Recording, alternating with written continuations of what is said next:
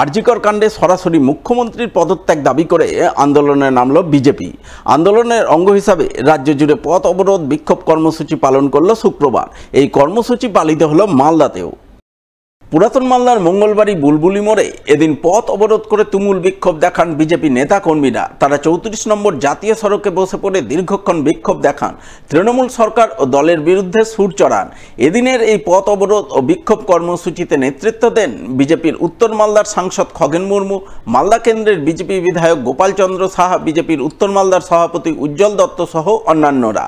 তাদের নেতৃত্বেই বিজেপি নেতাকর্মীরা দীর্ঘক্ষণ জাতীয় সড়ক অবরোধ করে আরজিকর কাণ্ডের জোরালো প্রতিবাদ জানান।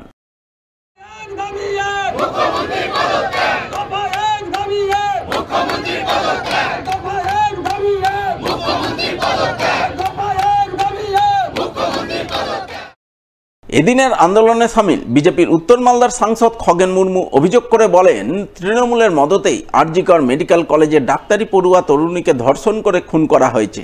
খুনের পর তৃণমূলীরা তথ্য প্রমাণ লোপাট করতে মধ্যরাতে আরজিকরে হামলা ভাঙচুর চালিয়েছে। তাই এই গোটা ঘটনায় তারা মুখ্যমন্ত্রীর পদত্যাগ দাবি করে আন্দোলন করছেন।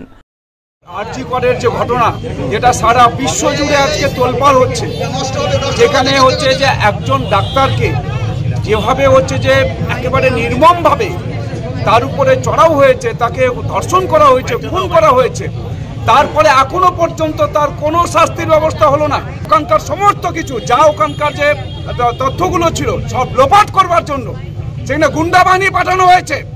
সম্পূর্ণভাবে এটাকে মনে করি তৃণমূল কংগ্রেসের চক্রান্তে এটা হয়েছে। তৃণমূল কংগ্রেসের এখানে তাবড় নেতারা যুক্ত আছে। মুখ্যমন্ত্রী এখানে কি করছেন? আসলে যারা এর পেছনে আছে তাদের একটাকেও খুঁজে বার করা হচ্ছে না। আমরা অবিলম্বে মুখ্যমন্ত্রীর পদত্যাগ চাই। অন্যদিকে একই দাবিতে এদিন বিজেপির পক্ষ থেকে গাজলেও পথ অবরোধ করা হয়। বিজেপি নেতাকর্মীরা মিলে গাজলের বামনগোলা মোড়ে 512 নম্বর জাতীয় সড়ক অবরোধ করেন। অবরোধে নেতৃত্ব দেন গাজলের বিজেপি বিধায়ক চিন্ময় দেব বর্মন।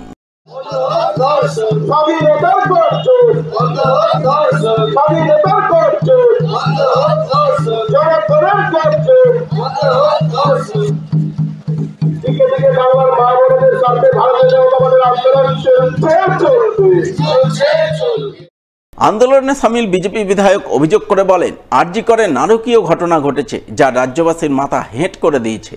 তাই এই ঘটনার প্রতিবাদে আজ তারা রাজ্য জুড়ে বিজেপির পক্ষ থেকে 2 ঘন্টার কর্মবিরতি আন্দোলন করছেন, যার অঙ্গ হিসেবে গাজলে পথ অবরোধ করা হচ্ছে। আরজিকরের মতো একটা হসপিটাল, যেটা কলকাতার বুকে একটা নামি দামি প্রতিষ্ঠান, সেই প্রতিষ্ঠানে একজন চিকিৎসক সে সুরক্ষিত নয়। আমরা বলতে পারি চিকিৎসক যেখানে সময়টা কাটাতো সেই আরজিকর হসপিটাল, সেটাও তার এক প্রকারের হোম বা তার বাড়ি। সে তার বাড়িতেও সে সুরক্ষিত নয়। মানে মাথা হেড করে যাওয়া ঘটনা এই বাংলার বুকে আরজিকরের মতো হসপিটালে ঘটেছে, তা অত্যন্ত নিন্দনীয়, আমাদের কাছে অত্যন্ত দুর্ভাগ্যের, লজ্জার। তারই প্রতিবাদে ভারতীয় জনতা পার্টি আজ 16 আগস্ট 2 ঘন্টা কর্মবিরতির আহ্বান করেছে। একই ইস্যুতে এদিন বিজেপির আন্দোলন চোখে পড়ে বামনগোলা ব্লকের পাকুয়াহাট এলাকাতেও। সেখানে বিজেপি নেতাকর্মীরা মিলে মালদা নালাগোলা রাজ্য সড়ক অবরোধ করেন। অবরোধে নেতৃত্ব দেন হবিবপুরের বিজেপি বিধায়ক জোয়েল মুর্মু। তিনি অভিযোগ করে বলেন, আরজিকরে ডাক্তারি পড়ুয়া তরুণীকে ধর্ষণ করে খুন করা হয়েছে। তাই খুনের ঘটনায় প্রকৃত দোষীদের গ্রেপ্তারের দাবি জানাচ্ছেন। পাশাপাশি এই ঘটনায় তারা মুখ্যমন্ত্রীর পদত্যাগ দাবি করছেন। আরজিকর হাসপাতালে যেভাবে, মেডিকেল হসপিটালে যেভাবে এক মহিলাকে, ডাক্তার মহিলাকে যেভাবে গণধর্ষণ করে রেপ করে দিয়েছে সেই বাংলা জুড়ে জানে। আর যারা আজকে দোষী ছিল সেই দোষীদেরকে গ্রেপ্তার করা হয়নি।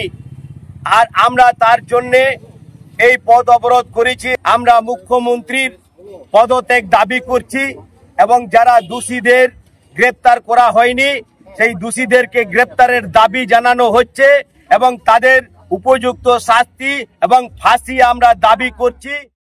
অন্যদিকে আরজিকর কাণ্ডের প্রতিবাদে এদিন চাঁচল মহকুমার 3টি এলাকায় বিজেপির পক্ষ থেকে পথ অবরোধ কর্মসূচি পালন করা হয়। শামসি 81 নম্বর জাতীয় সড়ক এবং চাঁচলের জিয়াগাছি 81 নম্বর জাতীয় সড়কে বিজেপি নেতাকর্মীরা দীর্ঘক্ষণ পথ অবরোধ করে বিক্ষোভ দেখান এবং এই ঘটনায় তারা মুখ্যমন্ত্রীর পদত্যাগ দাবি করেন। প্রত্যেকটা জায়গাতে একের পর এক ছোট থেকে বড় অবধি প্রত্যেকটা দূষিত হচ্ছে। আমাদের আমাদের একটাই দাবি হবে, সেটা হবে হয় যদি আমাদের প্রোটেকশন না দিতে পারে মুখ্যমন্ত্রী, তাহলে যেন পদত্যাগটা দয়া করে যেন করে দেয়, আর না হলে আমাদের প্রোটেকশন যেন দেয়। আর দ্বিতীয়বার আরজিকরের ঘটনার মতো দ্বিতীয়বার কোনো মহিলার উপরে যেন এইরকম নোংরাম বর্বরচিত ঘটনা যেন আর দ্বিতীয়বার না হয়। আরজিকর কাণ্ডের প্রতিবাদে মালদায় ক্রমশ জোরালো হচ্ছে প্রতিবাদ। এবার প্রতিবাদ আন্দোলনে সামিল হলো স্কুল ছাত্রছাত্রীরাও। শুক্রবার এমনই জোরদার ছাত্র আন্দোলনের ছবি নজরে এলো মালদার মানিকচকের মথুরাপুর এলাকায়। মথুরাপুরের এক হাই স্কুলের ছাত্রছাত্রীরা এদিন রাস্তায় নেমে প্রতিবাদে সোচ্চার হয়। তারা মথুরাপুর চৌরঙ্গি মোড়ে মানিকচক রতুয়াগামী রাস্তায় মিছিল করে পথ অবরোধের মাধ্যমে আরজিকর কাণ্ডে দোষীদের ফাঁসি সহ সঠিক বিচারের দাবিতে গর্জে ওঠে।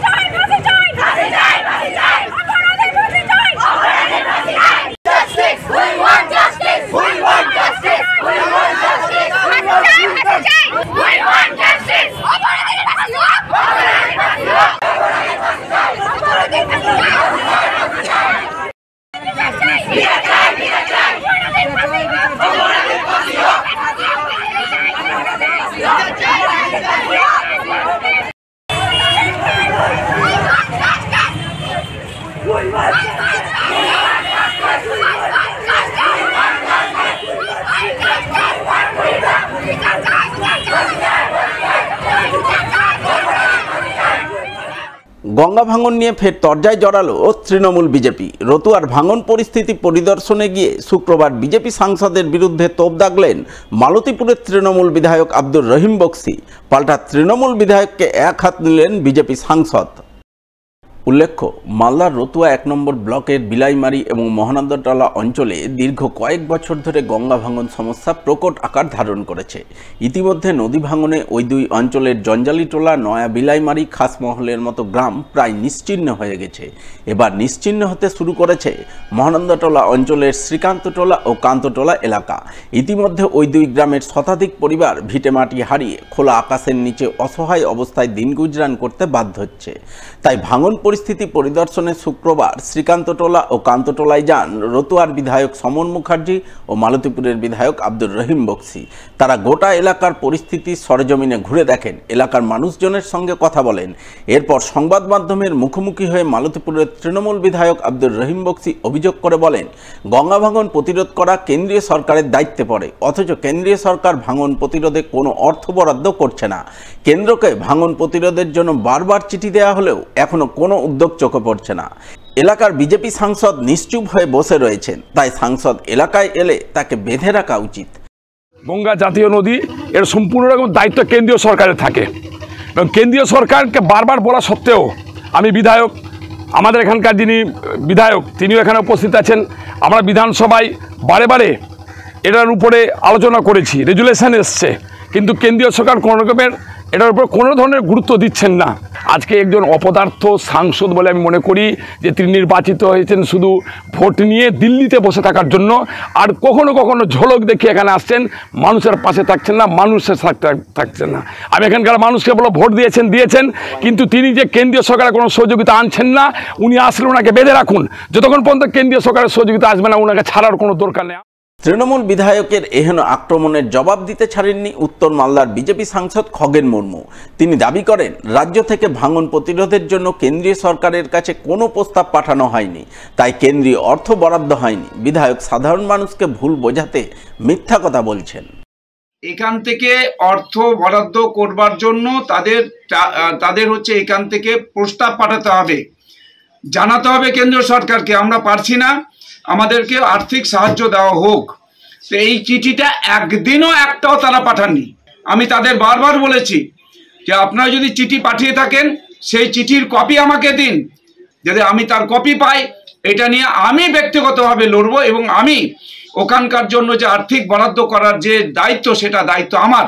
আমি এটাও বলেছি। এখানে রহিম বক্সি সাহেব বলছেন যে মিথ্যা কথা বলছেন কেন, এরা সবসময় মিথ্যাবাদী, এরা সত্য কথা বলে না।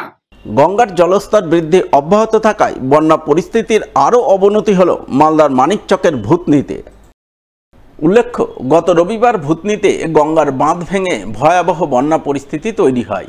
গঙ্গার জল ঢুকে ভূতনির উত্তর চণ্ডীপুরের একাধিক গ্রাম প্লাবিত হয়। এরপর থেকে গঙ্গার জলস্তর বৃদ্ধি অব্যাহত রয়েছে, ফলে নতুন করে একের পর এক গ্রাম জলে ভেসে যায়। বন্যা কবলিত এলাকার মানুষজন চরম বিপাকে পড়ে। ভূতনিতে জলের তোরে কোথাও কালভার্ট ভেঙে যায়, আবার কোথাও কালভার্ট উপচে জল বইতে শুরু করে, কোথাও কোথাও আবার জলের বেগে রাস্তা কেটে যোগাযোগ ব্যবস্থা বিচ্ছিন্ন হয়ে পড়ে। এটা হচ্ছে উত্তর চন্দ্রপুর কুলিনতলা ঢাব। এখানে ক্যালভার্ট দিয়ে জল বের হয়েছিল, ক্লিয়ার করতে পারলো না, ক্যালভার্ট ছোট, ওই জন্য ক্লাবে চলে গেল, রাস্তা কেটে গেল। তাহলে এখন কিভাবে যাতায়াত করছেন আপনারা? এখন বর্তমানে কালকে তো রাস্তা বন্ধ হয়েছিল, আজকে 8টার সময় নৌকা দিয়েছে। ভূতনির উত্তর চণ্ডীপুর, দক্ষিণ চণ্ডীপুর এবং হিরানন্দপুর এই তিনটি অঞ্চলে বন্যা পরিস্থিতি তৈরি হলেও সবচেয়ে ভয়াবহ পরিস্থিতি রয়েছে উত্তর চণ্ডীপুর অঞ্চলে। এই অঞ্চলের সিংহভাগ গ্রাম বর্তমানে জলমগ্ন। বানভাসী মানুষজনের মধ্যে কিছু অংশ রয়েছেন বাঁধের উঁচু অংশে। সেখানে প্রশাসনের তরফে ত্রিপল সহ প্রয়োজনীয় ত্রাণ সামগ্রী বিলি করা হয়েছে। তবে গ্রামের দুর্গতরা এখনও সেভাবে ত্রাণ পাননি বলে অভিযোগ। তাই দুর্গতরা পর্যাপ্ত ত্রাণের দাবি জানিয়েছেন। গতকালকে সকাল 8টা থেকে শুরু করে আজ পর্যন্ত আপনারা দেখতেই পাচ্ছেন যে এর অবস্থা খুব ভয়াবহ অবস্থা। এটা মোত্রাপুর যাওয়ার রাস্তা এবং আমাদের উত্তর চণ্ডীপুর যাওয়ার রাস্তা, এটা আমরা সম্পূর্ণভাবে ভূতনিবাসী একদম বিচ্ছিন্ন হয়ে গেছি। যার কারণে এখানে স্কুলে পড়াশোনা থেকে শুরু করে স্বাস্থ্য, জলসেচ বিভাগ, বিদ্যুৎ বিভাগ সম্পূর্ণ এখানে বিচ্ছিন্ন অবস্থায় পড়ে রয়েছে। আমরা ভূতনিবাসী বিশাল অসুবিধার মধ্যে রয়েছে। ভূতনিবাসীতে প্রায় 80% গ্রাম কিন্তু প্লাবিত হয়ে গেছে। এখানে ত্রাণের কথা বলতে গেলে আমরা এখানে ত্রাণ সেরকমভাবে আমরা এখনও পর্যন্ত কোনো জায়গায় কিন্তু পৌঁছায়নি এবং প্রশাসনের কাছে আমরা রিকোয়েস্ট করছি যে আপনারা একটু আসুন, আপনারা প্রত্যেকটা গ্রাম একটু করে ঘুরে দেখুন এবং আপনারা সাধারণ মানুষের পাশে দাঁড়ান এবং ত্রাণ দেওয়ার আপনাদের ব্যবস্থা করুন।